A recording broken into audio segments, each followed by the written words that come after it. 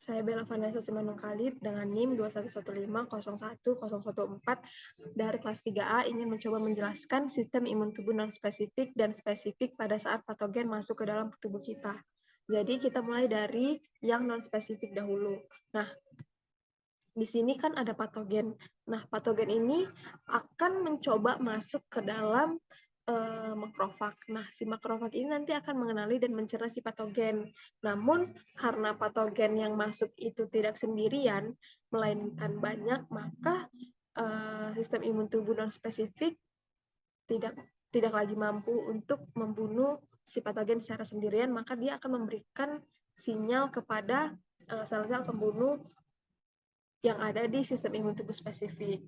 Jadi, di sini kita bisa melihat bahwa sel T helper ini akan mengaktifasi si sel pembunuh T. Nah, sel pembunuh T ini akan menghancurkan sel tubuh yang terinfeksi. Ini kita bisa melihat bahwa di sel tubuh yang terinfeksi ini terdapat patogen.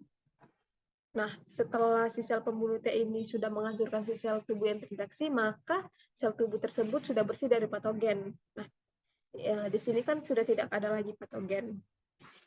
Kemudian si sel T helper ini juga mengaktifasi si limfosit B. Nah, limfosit B ini nanti akan sekaligus menghasilkan dua sel, yaitu sel plasma dan sel memori. Nah, sel plasma ini nanti akan menghasilkan si antibodi yang berfungsi untuk membasmi si patogen. Nah, kita kan udah bisa lihat ya, di sini makrofag itu sudah tidak ada lagi patogen. Karena apa? Karena si makrofag ini sudah mencerna si antibodi yang dihasilkan oleh sel plasma. Maka di sini sudah tidak ada lagi patogen yang terdapat. Kemudian si limfosit B ini juga sekaligus menghasilkan si sel B memori. Nah, apa fungsi dari sel B memori ini? Sel B memori ini untuk mengingat karakteristik apabila sewaktu-waktu patogen yang sama masuk lagi, maka dia akan lebih cepat mengenali patogen yang pernah masuk dan akan lebih cepat untuk membunuh si patogen tersebut.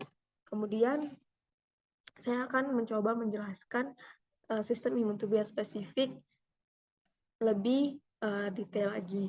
Seperti halnya nanti sel dendritik ini akan mengambil patogen dan akan diaktifasi oleh sel limfosit helper, yang mana nanti ini akan memicu sistem imun spesifik seperti sistem pertahanan tubuh humoral dan pertahanan tubuh seluler. Pertama, saya akan menjelaskan sistem pertahanan tubuh yang humoral.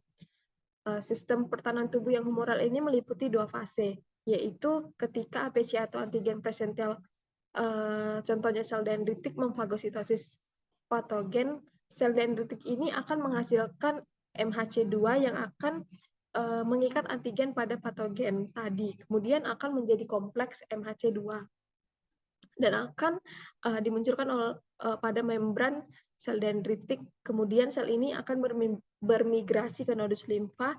Di sana sel ini akan bertemu dengan sel limfosit helper. Kemudian reseptor sel limfosit ini akan berikatan dengan kompleks MHC2.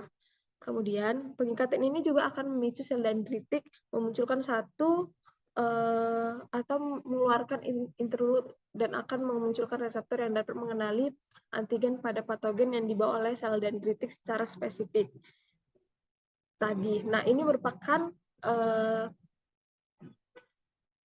sistem imun tubuh yang spesifik secara humoral. Kemudian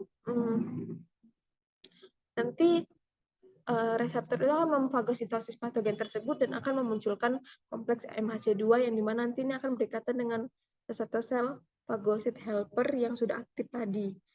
Ini akan memicu sel plasma atau memperbanyak diri atau berproliferasi di mana sebagian menjadi sel limfosit B plasma yang akan menghasilkan antibodi dan sebagian ada yang menjadi sel B memori yang akan mengingat antigen jika sewaktu-waktu ada infeksi lagi.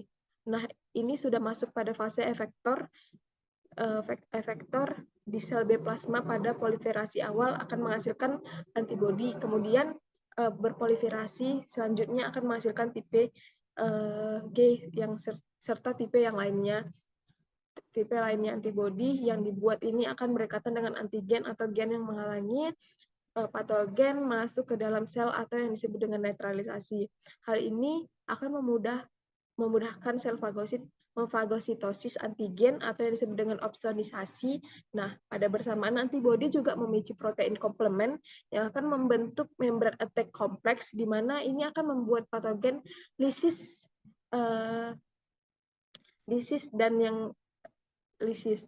Nah, itulah salah satu mekanisme sistem imun spesifik atau sistem imun lapis ketiga dari awal pembentukan antibodi sampai penghancuran patogen.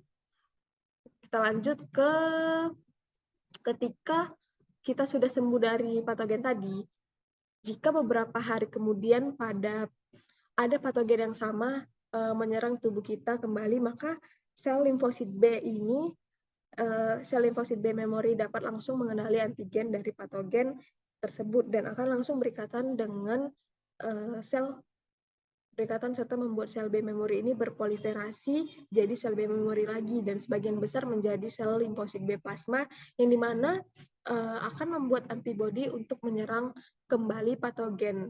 Nah, semakin banyak antibodi yang dihasilkan maka akan mempercepat penyembuhan daripada serangan patogen yang sebelumnya.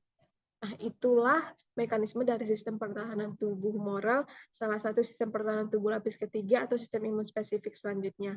Sistem pertahanan tubuh spesifik seluler.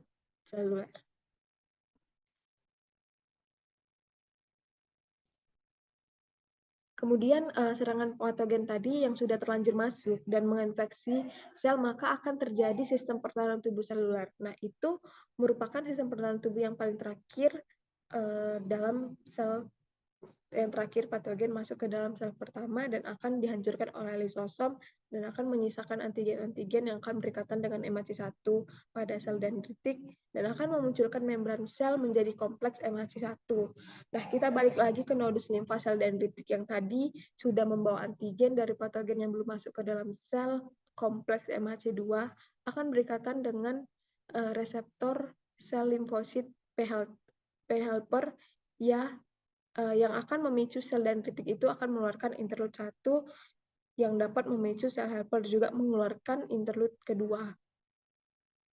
Ini akan memicu sel lainnya itu melakukan proliferasi, sebagian menjadi sel helper dan sebagian lagi menjadi sel T regulatory. Selain itu akan membantu mengaktifasi dan berproliferasi yang berikatan dengan kompleks 1 dan antigen pada sel dendritik ini akan bermigrasi pada area sel yang terinfeksi dan akan mengenali kompleks MHC1. Pada sel terinfeksi, kemudian akan berikatan dengan sel testotoksik akan melepaskan terposin untuk merusak membran sel dan akan mengeluarkan enzim untuk memprogram apoptosis atau pembunuhan sel secara terancana, sehingga sel terinfeksi ini akan analisis dan mati. Di sisi lain juga sel testotoksik ini akan menghasilkan IMF untuk memberikan sinyal pada sel yang lain supaya datang dan memakan sel yang mati ini. Ketika sel mati dan sudah habis dan dibersihkan, maka sel-sel testotoksik ini akan dinonaktifkan oleh sel T regulatory supaya tidak menyerang sel yang sehat. Kemudian keduanya akan membentuk sel atau memori untuk mengingat jenis antigen yang termasuk. Jadi ketika ada serangan lagi dari patogen yang sama, maka sel B memori ini akan langsung mengenali patogen tersebut. Itulah sistem imun tubuh non spesifik dan spesifik yang dapat saya jelaskan. Apabila ada kesalahan mohon dimaafkan. Terima kasih.